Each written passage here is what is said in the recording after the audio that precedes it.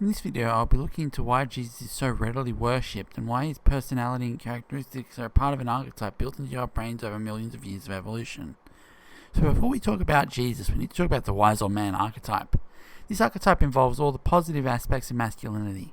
Sacrifice, forgiveness, heroism, protecting others, wisdom, and abstract intelligence are all what this archetype is about. Because it is an archetype, it is an extreme of those given characteristics. For example, the wise old man is so wise we believe he can predict and understand the entire universe. We evolved this way because older males have survived conflicts with the environment, so admiring them and following their wisdom more than someone else who doesn't fit this archetype is a good idea. The core emotion attached to the wise old man archetype is admiration or heroism. We admire people who follow the full archetype of parts of the archetype. This is to help us learn from older people who have experience with a given environment. The wise old man archetype is built into our brains before we are born because it is a pattern that helps us better survive and reproduce in the given environment. This is where Jesus comes in. Jesus followed a lot of the beliefs and ideas of the wise old man archetype and died by sacrificing the ultimate imperative of the wise old man archetype and heroic males. So basically, we all have this idea of a wise old man inherently built into our understanding, and we place Jesus on top of that archetype to give us a more complex belief system.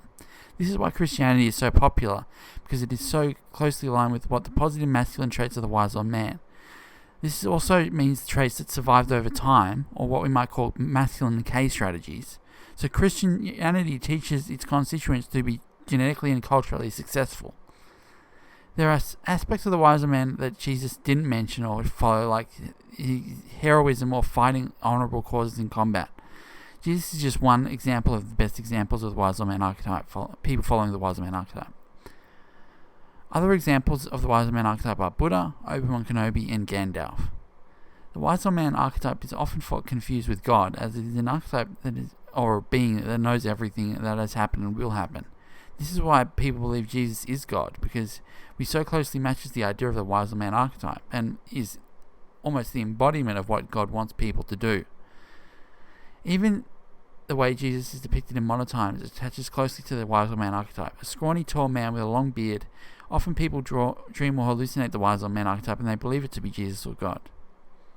In conclusion, the wise old man archetype and Jesus are both the core aspects the positive aspects of masculinity. So Jesus is a good representation of the positive aspects of masculinity.